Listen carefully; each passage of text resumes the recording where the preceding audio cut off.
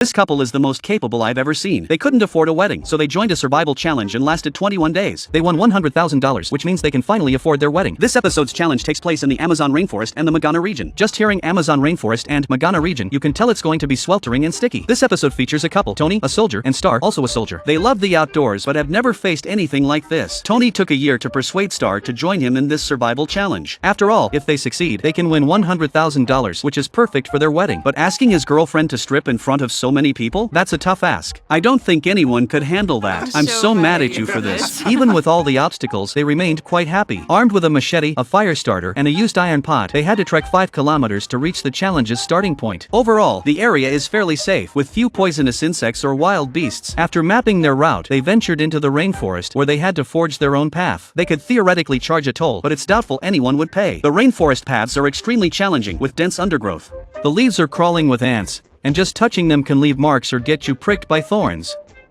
They got pricked countless times along the way. The place is extremely hot and humid. The short 5-kilometer journey took them 5 to 6 hours, and they still hadn't arrived. They trudged on with hardly any breaks. The terrain wasn't hilly, but it was either muddy or crawling with ants. By 4 p.m., they still hadn't reached their destination. There was a river nearby, so Tony decided to build a shelter there. He chopped branches for a frame and wove ropes from tree bark, which had soft fibers ideal for the task. Star was anxious and struggled to match Tony's speed. As Tony built the shelter, she could only offer minimal help. These small tree trunks aren't ideal for a shelter, are they? Then, they had to start a fire. Star tried using stone and wood to get it going. Tony was stunned. He had to find new fire-starting materials. As he worked, bugs crawled on them, and he sweated profusely from the heat. The moment they paused, the heat became unbearable. Tony felt utterly defeated. They were swarmed with bug bites. Without a fire at night, it would be terrifying. Star directly smeared mud on her body. Tony collected many leaves to use as the shelter's roof. With so few leaves, making it waterproof was tough. The shelter could even collapse, which almost made me laugh. Do this, getting this bit up. Star likely didn't grasp how scary a night without shelter could be as they were building it. He immediately lost his cool. Not even a day in, and he was already talking about leaving. Was he going to quit the fastest? Tony felt awkward since he was the one who convinced him to come. He kept encouraging him to not be so embarrassing. Night fell. They finally finished building the shelter. Star fell asleep on Tony. The next day came, and there were so many bugs last night. Tony stepped outside the shelter and got swarmed by massive, blood-sucking horseflies. They had to keep covering themselves in mud to lessen the bites. Seeing them do this to each other seemed a bit improper. The cameraman must have been new. He didn't even get a proper close-up. Everything here was so damp. Tony found an abandoned ant nest to use as tinder and left it to dry in the sun. You could see how sweltering it was just by glancing at Star. Meanwhile, Tony was getting pestered by horseflies as he tried to start a fire. Star helped him by fanning with leaves, and Tony finally got the fire going. It took a lot out of him, but with fire, Star's confidence grew. They quickly boiled a pot of water to drink. The fire kept them warm, so they slept better at night. By the third day, Tony decided to build a larger, elevated shelter. They chopped a lot of sticks to make a bed. The idea was to sleep inside and keep the fire going for warmth. Tony was busy building the shelter. Star was swatting bugs, and he was really good at it. But before they could finish, they were constantly swatting and getting bitten, covered in mud like ice cream, yet still getting bitten. Night came, and they finally finished the shelter, but it started raining heavily. They had to get up and build a fire cover to protect the fire.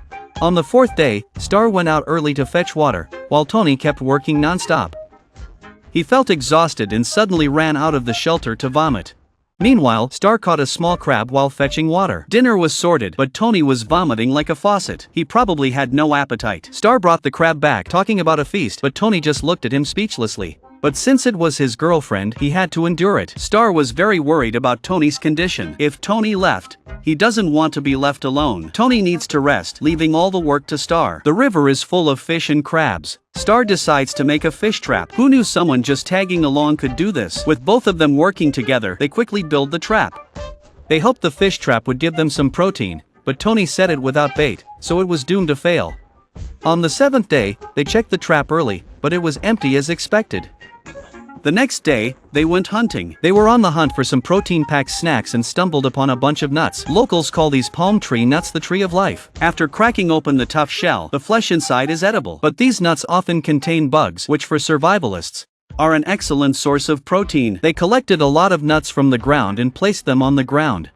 These would be another delicacy for them. Inside the nuts there was a fat grub. They wrapped the grubs in leaves and roasted them over charcoal. This way, the grubs wouldn't burn. In just a few minutes, the grubs were cooked. Taking a bite is like eating lard. Although the texture is greasy, it is very nutritious. If you add some sugar or chili, it tastes even better.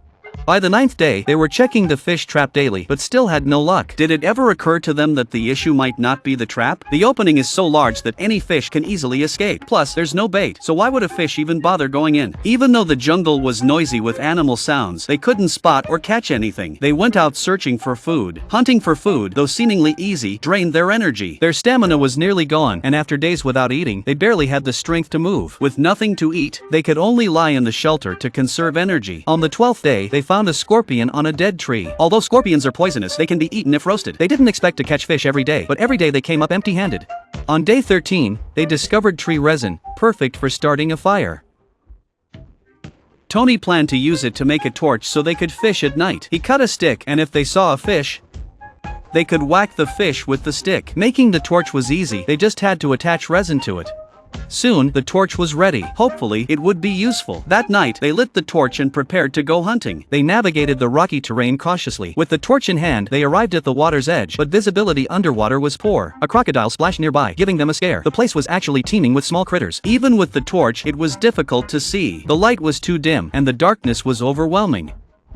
Mosquitoes swarmed at night, making it impossible for Star to sleep, so she sat outside the shelter. By day 14, all they had eaten were these nuts. Tony was worried about Star's health. These nuts had little nutritional value, and they would need to eat pounds of them just to feel somewhat full. On their way to fish, they spotted a small lizard, but it was too quick for them to catch. However, their fishing trap did catch a catfish that day. The catfish was pretty big and surprisingly easy to catch. Tony joked that the show's crew must have put it there, as he couldn't believe their empty trap actually worked. Star just laughed awkwardly. They quickly roasted the catfish over the fire. It was the first meat they had eaten in 14 days. The catfish smelled amazing, even without seasoning, and it was the best grilled fish they'd ever had. Bugs were everywhere. They used charcoal to remove the blood-sucking insects from their bodies. You can guess where they were bitten. By day 16, one fish could last them 2 days. Today, they planned to build a door. Star thought the mosquito bites at night were because they had no door. Tony chuckled at the idea but agreed since Star insisted. He chose palm leaves for the door. This would help keep the mosquitoes at bay. Before long, they had a leaf door that fit their shelter perfectly. Now, they could finally kiss goodnight. But the true test for the door would be at night, to see if it kept the mosquitoes out. They knew deep down the door was more for the camera crew than the mosquitoes. By day 19, dark clouds filled the sky. A heavy storm seemed imminent. They hurried to gather some firewood. The rain could start any minute. The storm was expected to last all day, so they had to gather enough firewood to avoid freezing at night. Fortunately, they collected the firewood just in time. The thunder roared, and even inside the shelter, they got soaked as water pooled on the ground. They fought to keep the fire alive for warmth, while outside, everything was flooded. It was going to be a rough night. They were up all night, and by morning, they were so tired they just collapsed. Hunting wasn't their strong suit, so they stuck to gathering nuts. These ones with holes have bugs inside. Bugs are their main source of protein. It's easy to split them open with a knife. These two are like survival buddies. They're leaving tomorrow and already planning how to spend the $100,000. On day 21, they were eager to leave at dawn, not wanting to stay a second longer. The $100,000 prize kept them motivated despite the dangers. At this point, they'd rather jump into a boiling pot. The mountain they had to descend was steep and slippery. Each step required utmost care. They trekked from morning until 2 p.m. without reaching their goal. They were in disbelief. They had walked so far. The descent was full of rocks, and one wrong step could mean a fall that even $100,000 wouldn't cover the medical bills for. Luckily, they reached the extraction point and secured the $100,000. Tony then proposed on one knee. With the prize money secured, everything else can be worked out. Who's up for the next challenge? Stay tuned.